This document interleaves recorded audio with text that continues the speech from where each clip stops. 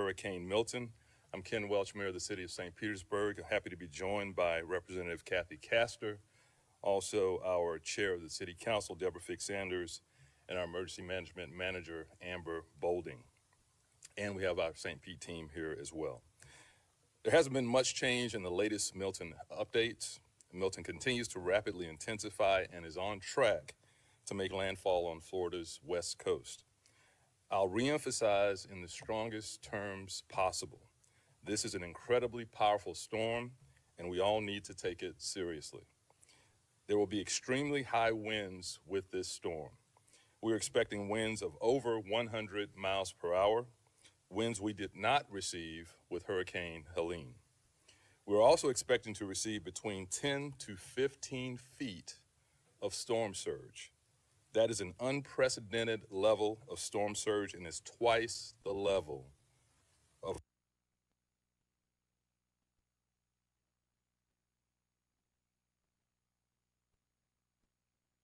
Hurricane Helene's surge.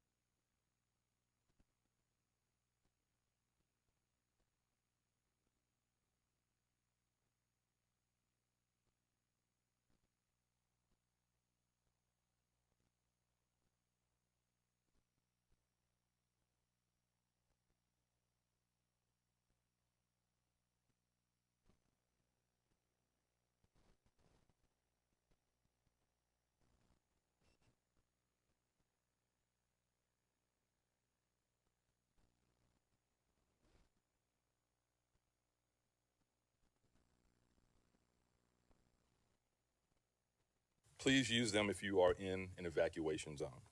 Please heed those evacuation orders and evacuate as soon as possible. The time to evacuate is shortening.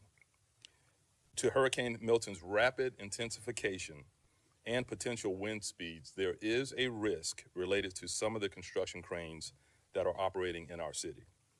Due to tower crane height and design, there are 4 construction sites in the downtown St. Petersburg area and Gateway that are susceptible to the anticipated high winds forecast for the approaching hurricane. This means residents near those 4 construction sites are at risk for those cranes malfunctioning during the storm. The 4 construction sites within the city are at 400 Central Avenue, 275 First Avenue North, 1000 First Avenue, and 101 Main Street. Now, due to the specialized nature of crane operations, lowering or securing a tower crane is scheduled weeks in advance and is not a feasible solution within the time frame of the approaching storm due to the rapid intensification and the forecasted path. Now, while these cranes will be weather vaned, which is the safest way for them to operate during a storm, we want residents in the surrounding areas to be aware of this potential hazard. We are recommending that residents in this area either relocate or move into an inner room without windows as the storm is passing. This includes a stairwell or inner room in the building. The city is working to notify residents in the surrounding areas, and we are distributing informational materials to inform the residents of the potential hazard. Every resident in those areas should take the necessary precautions to prepare for the storm. We want to make sure you have all the information you need to make smart decisions as Milton approaches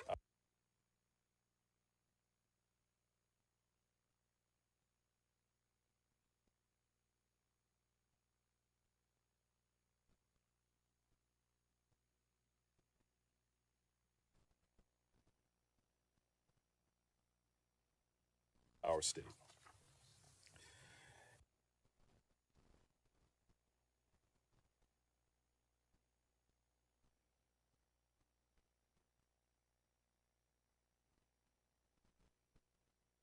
To inform the residents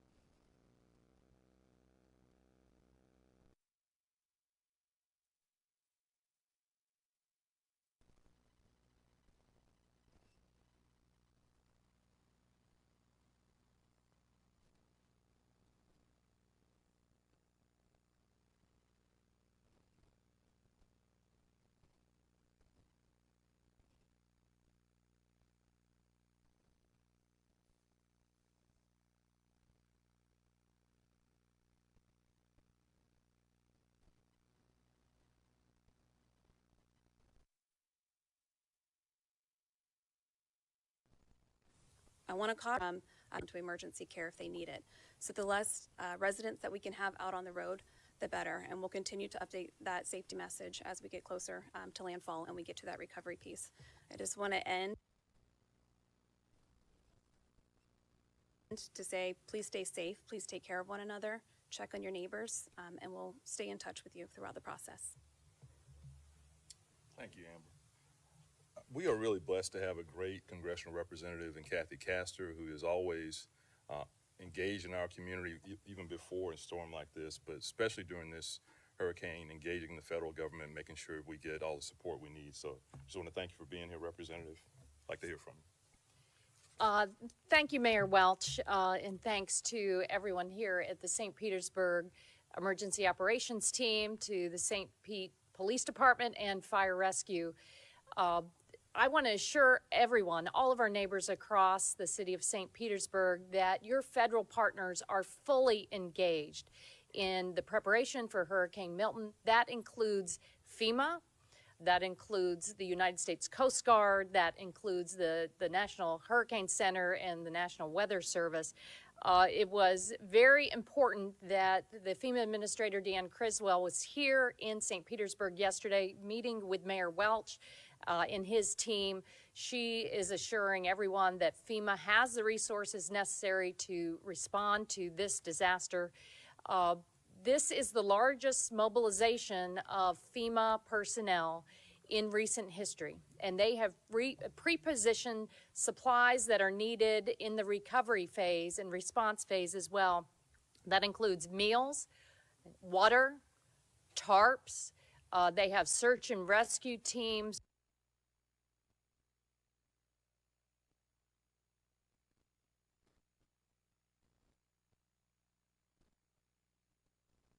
Poised to go out into the bay, into the waters, to make sure that Pete and the Clearwater Air Station are poised for their search and rescue and their post-Hurricane Milton response activities. They are fully devoted to this community and keeping everyone safe and well. The National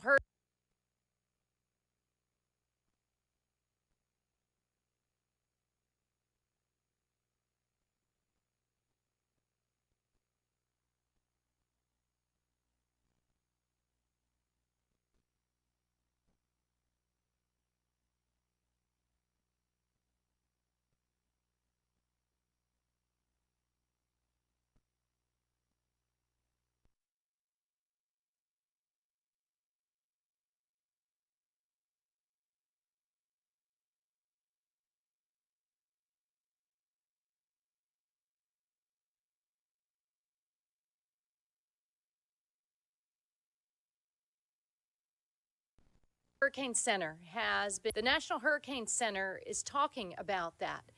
Hurricane Helene was a devastating surge with little rain and not a lot of high winds. But this is the triple threat that we have feared for decades and decades, because it involves storm surge, it involves flash flooding, and it involves high winds. The National Hurricane Center emphasizes that Milton is expected to grow as it approaches the west coast of Florida. It will approach as an extremely dangerous hurricane with a large destructive storm surge that they call life-threatening. So follow All of the local authorities listen to what the city of St. Petersburg and Mayor Welch are advising about getting out of your evacuation zones. The National Hurricane Center is advising that these will be devastating hurricane force winds. They advise to protect life and property now. You have a rapidly closing window to secure your life and your valuables. They are predicting heavy rainfall, flash urban flooding that will all combine to increase the overall threat. And Mayor, I have to say, I'm a little bit concerned because I've heard from some people this morning that they think it will be okay if they're on a second story of a building. They think, well, after the storm surge of Helene, if you were in an evacuation zone, but you were able to get up on the second and third story, you're going to be safe. I think that that is a colossal life-threatening error. Do not put your life at risk, because the National Hurricane Center also advises that after this catastrophe, large portions of the Tampa Bay area are going to be uninhabitable. You're not going to have power. You may not have other essentials. The time is now for you to evacuate. Take this storm seriously and listen to Mayor Welch and the St. Petersburg Emergency Response Team. Thank you. Thank you for your leadership and partnership, Congresswoman. Okay, we'll now take any questions. Mayor, the cranes from these construction sites, these four mentioned, is that something that could have been addressed days ago or taken care of, taking those cranes down? I don't believe so, and I'll ask my city development administrator or Don Tyra, our building official, to speak to it. But let me just say there are things that we're learning because of the strength of this storm. This was a tropical storm that turned into one of the most powerful storms in the history of our nation very rapidly. So we're learning things that we're going to use to update our procedures and processes going forward. But there's just no way in this window of time to bring those cranes down. We've never had a storm this powerful with winds this strong that would have required that. And so there are things that we're learning, just like our sewer systems, that we're going to have to incorporate in our planning going forward. Don, can you come give us some specifics on that?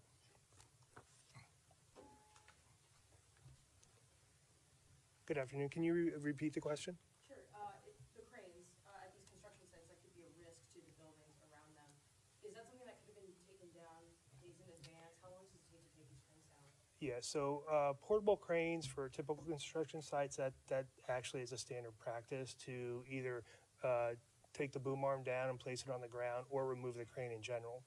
For the high-rise construction, the tower cranes, they're basically fixed in place and they're erected. The crane basically builds itself as it goes vertical. Some of these cranes in the downtown area are 500 to 600 feet tall. And it usually takes about a week to plan any kind of crane jump or disassembly type process. And it's a specialized crew that performs that work. So with a storm approach, it wasn't even a hurricane, a week ago. So it's very hard to plan for that in advance. And what's your name and title? My name's Don Tyra. I'm the city building official. What are the winds need to be like for it to pose a danger? Well, there's 4 construction sites with tower cranes on them. Each crane's a little different with their design wind speed for the structural integrity of it. 3 of the cranes are rated for 145 mile an hour winds. One construction site, they have 3 tower cranes and they're rated for 110 mile an hour winds. And, we have to be careful about that's, every storm when it approaches the hurricane, we talk about the sustained wind. There are gust cycles in those storms, and the 3-second gust speed is really what could be a contributing factor. Remember, those winds only are very close to the eye wall, so we're looking at the cranes being a potential hazard if we basically get a direct eye impact in St. Pete. Just to clarify, that's the speed it needs to be sustained and not gust? No, it could be a gust wind speed. They're designed for that. I mean, there's safety factors in the structural design of those cranes, but our advisory is basically if we anticipate wind speeds above 100, even though the safety factor is 110 to 145 for those cranes, it could be a potential hazard because of the gust wind speed. Well, we had an 82 mile an hour gust in Helene,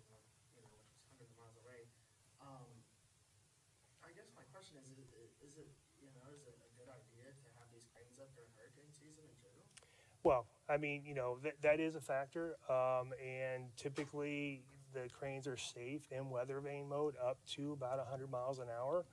So it really takes a direct impact from a storm that would possibly create this potential hazard. The last question, I promise, is that crane down because they haven't started vertical construction yet? No, they dropped that crane, yeah, So for, why as a did they safety. prepare but others didn't? Well, again, that's a mobile crane, so they can do that. The tower crane, I'm just going to use one of the downtown project sites. It's 600 feet in the air. Okay, it's a tower crane that has a tower similar to a monopole tower for a cell tower site, and it has a T-crane portion of the jib arm that's attached to it, and it's attached to the building with tiebacks, and that's how they erect a high-rise, building. Is that 400 Central you're speaking to? or Yes. just over that? 400 Central, yes. 400 Central is a concern because it's the tallest cranes. They have one at 500 feet, one at 600 feet. So, I apologize, I'm really bad on this one. If one of those fall, what's that process like? Like, it seems like it would be quite the ordeal. But It's variable. I mean, we plan for the worst case scenario, and that's why we're advising people to, shelter in place, go to an interior room. If you're living in an adjacent high-rise or mid-rise building, those are typically like the stairwell or the elevator core of the building. It would sustain any kind of impact, like that. And it's really just trying to be safe. Now, they don't have to, shelter in place there for the entire duration as the storm approaches. It could take a turn to the south, turn to the north, and we may not get those hurricane, winds. So, monitor the storm and then take appropriate action as needed. Did the city communicate like a week ago when we were seeing this happening, like, hey, you might want to take down your cranes or be proactive? We talk to the developers. And we send out a notice to all developers. We do that on every storm. We visit all the construction sites, have them secure all the debris, try to make preparations best they can for the storm event. And we ask them to deal with the cranes. The mobile cranes are easy to deal with. It's the tower cranes that are the issue. And how many tower cranes are there? 400 Central? 400 Central has 3 tower cranes. Yeah, 3 tower cranes. One is, Per minute.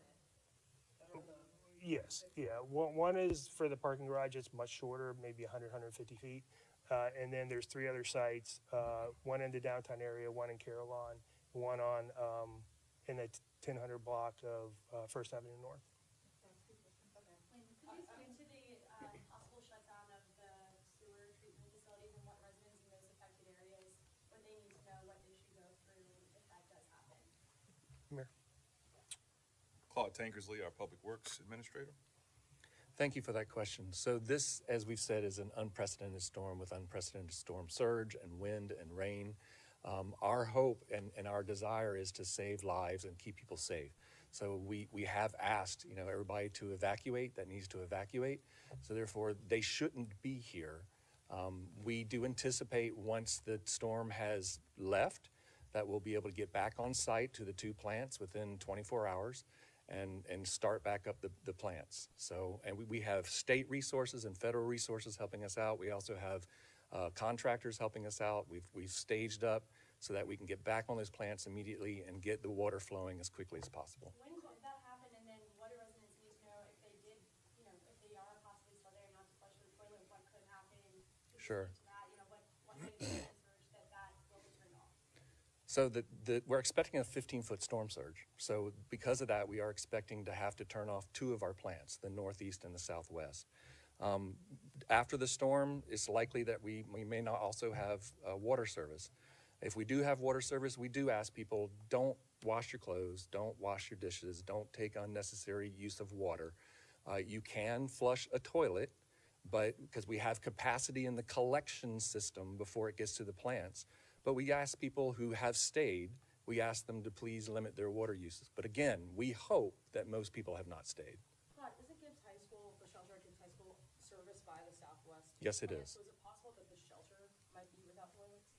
No, the shelter will be with toilets. Like I said, we can flush toilets sparingly, and we have a plan to be able to come in and if we need to, with tanker trucks, pull sewage out of the area where Gibbs High School is to keep it flowing. It was mentioned yesterday, I believe, by Rob Burtis, that some areas might not have potable water. Is that affected? Is that the case? Like potable water might not. So one of the things that affects potable water is tree fall. We're expecting a very, very high wind event for this hurricane, and so therefore we do expect a lot of trees to fall. When they fall, their roots pull up the water mains. So yes, we do anticipate to have water main breaks.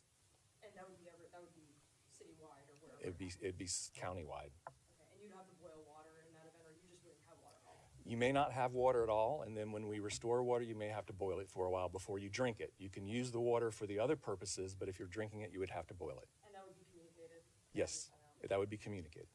If water is turned off, can you give some recommendations to people on how they can kind of prepare for that situation? So we should all be preparing for every storm season with our go bag, right? And our go case should include potable water, bottled water, and so people should have water with them in case something like this happens. Can I ask about what's going on at Tropicana Field? Who's being staged there? How are those crews being serviced? How long do they expect to stay there? And is the Trop, it rains inside on a normal day. Is that gonna hold up?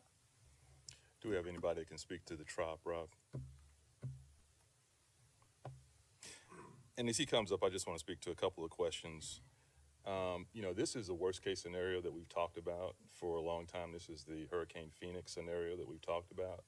And so we have been telling folks for years, have your storm kit, have food and water for a week. And so that is the reality that we're facing right now. And after this is over, it's going to change the way we plan. It's going to change the way we look at infrastructure. So things like the crane that we hadn't anticipated before, had to deal with before because of the strength of this storm. We're going to be looking at everything we've done after action, and it'll be a new day in terms of planning and infrastructure in response to the new reality of sea level rise and climate change. Rob? Thank you, Mayor. So first of all, I just want to thank all our partners. There's been amazing partnerships in this whole process, our federal partners, our county partners, and our state partners. And regarding Tropicana Field and the activities that are happening there, the Rays as our partners have been amazing in this as well. So we all know, and I loved what you said. It's a double whammy with a triple threat coming, right? And so we've got all this debris out there, and so there's been a rush to try and pick up as much debris as possible.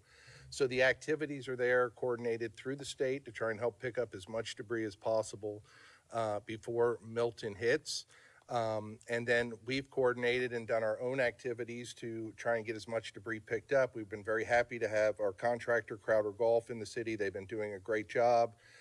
We opened up our own DMS at amazing speed thanks to our partnerships with the state and their help at the Raytheon site, so we can have individual private haulers and individual citizens come to the Raytheon site. And now we've also added a new program for private individuals who can haul truckloads to the Raytheon site to help us remove debris. So it's all part of a partnership, but the operation at Tropicana Field is related to removing debris as fast as possible before Milton comes. Can you give us a ballpark? And I know it's probably a long shot, but has 30%, 50% of Helene's debris been picked up? I can't give you a number, Mark. I'm sorry. I mean, it's been all hands on deck, pick up every piece of debris that we can before the storm, and we just haven't had an opportunity to calculate that on a tonnage basis. So. It was said yesterday that, where the debris is being picked up hasn't been tracked yet, or how much hasn't been tracked yet. The contractors are from Alabama and out of state. How do they know where to go then to pick up debris? Well, I mean, it's been coordinated through us and through the state. I mean, look, we're in the eye of the storm, and we're at risk here in St. Petersburg, but we also have to be concerned about our neighboring cities and our partners out on the beaches, and they've been damaged tremendously by Helene, and Milton is now barreling down on them. So a lot of focus from the state contractors has been on the beaches trying to get rid of that debris, while we use our contractor and our programs to focus more on St. Petersburg. Mayor, you mentioned Hurricane Phoenix and that simulation. I believe that was like 4 years ago. Between the sewer situation and the cranes, I mean, this had to be anticipated that we would get the big one coming. Why isn't the city more prepared for something like that? Well, the city's very prepared, and the Hurricane Phoenix I was referring to was a planning exercise of the Tampa Bay Regional Planning Council, and it's probably a decade ago. talking about what would happen if we got a direct hit. And so my point is, we have been planning, we've been investing in infrastructure at the Northeast wastewater plant, for example. There's a project under construction right now, a $70 million project in response to that would raise that plant to withstand 11 feet of storm surge. And that is progress, but now we're seeing that the storms are even more powerful than that. This is 15 feet. And so when I say we need to reset the way we're looking at infrastructure based on this new reality and the fact that climate change is happening quicker than we anticipated. You know, there was a range of, 2 to 7 feet increase by 2100. We've really got to reset that because those effects are happening right now. But the city is very well prepared. We've done an excellent job from debris pickup to handing out, how many sandbags, Claude? 146. Over 146,000 sandbags, getting the word out to folks, working with the county, working with the federal government, the state. We've done everything possible to make sure folks are safe. We don't have to lose one life with this storm coming as powerful as it is, if folks would just evacuate. And then we're going to rebuild. It's going to be long, it's going to be tough, but I think we're in a great position. We listen to the science, we're prepared to act on that science, but our investments have to be more aggressive. Thank y'all for being here. Y'all stay safe.